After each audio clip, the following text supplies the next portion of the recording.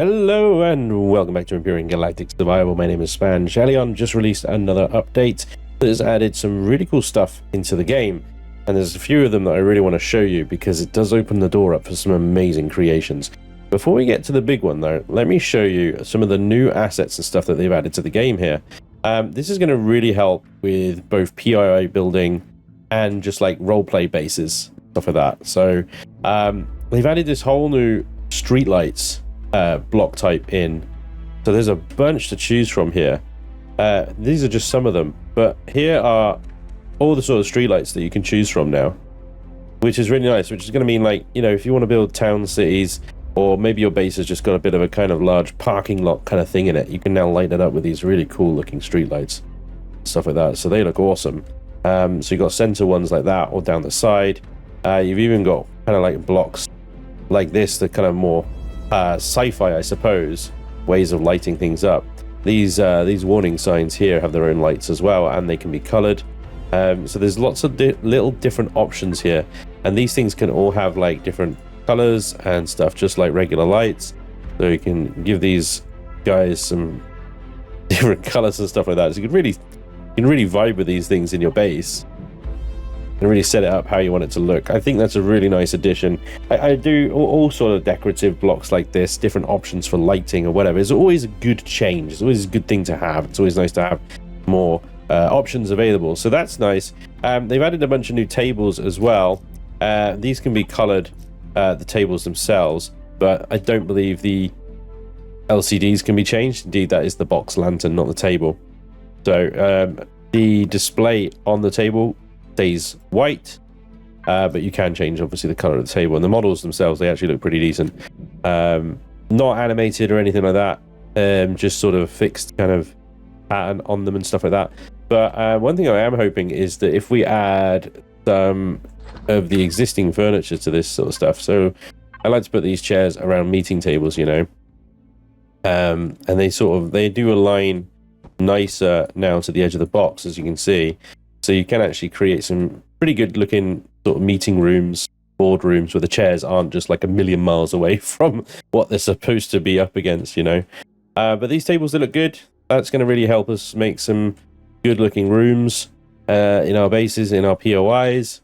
And then, like I said before, just more options is always a good thing. So yeah, new tables, new work light blocks as well that help light things up. These are just regular lights, and I've got them on spotlight mode, but as you can see, if I turn them off spotlight mode, they do project a lot. I think this one's going up at that angle, so it's actually lighting the trees up over here, which brings me on to the next subject. These trees here are trees that you can add into POIs. I think specifically POIs.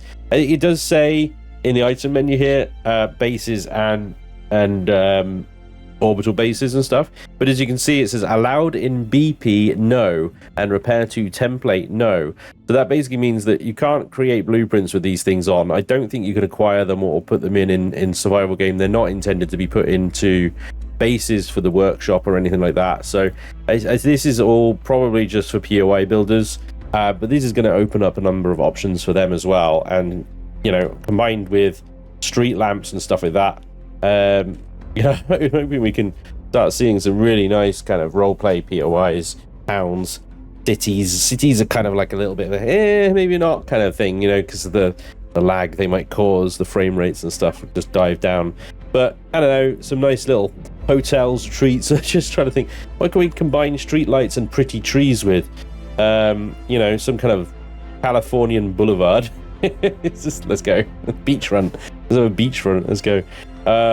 But yeah, always a nice addition to see new decorative stuff added to the game, and these are nice. I really like the street lights and stuff. I think it's going to really help bring hangar bays, runways, and like ship parking bays and stuff really to life.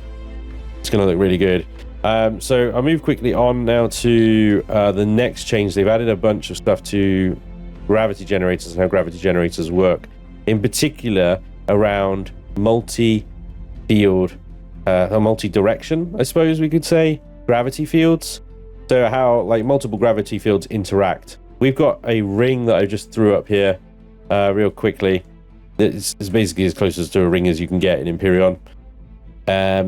And what I've done is I've slapped a gravity generator on each side. So obviously you can only put it on the up, down, left, and right, but each side has a gravity generator. Now, if I take myself out of God mode, I'm going to put it, do it here.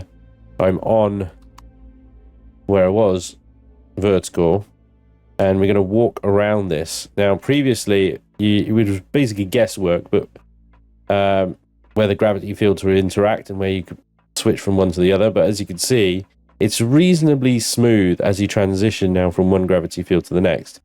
This might work or not, because yeah, there we go.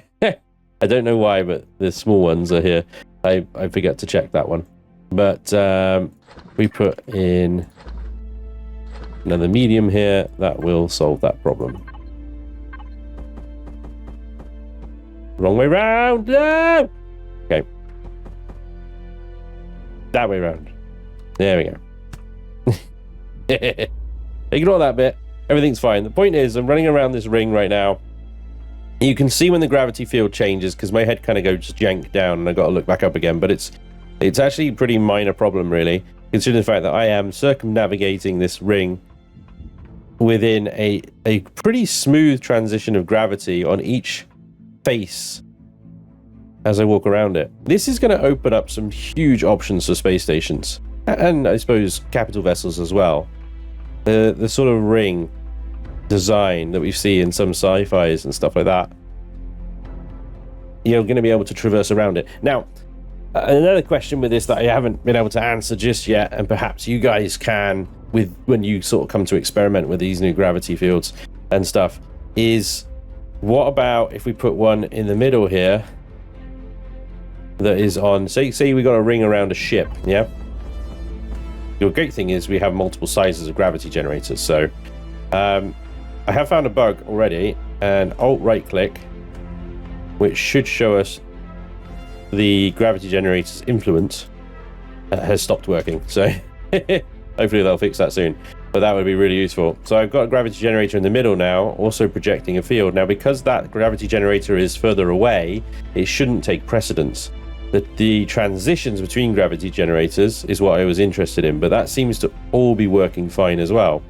So there you go. You can have a gravity generator, you know, in the middle of your ship for the middle bit of your ship, and then have a massive ring around the damn thing that you can walk around as well.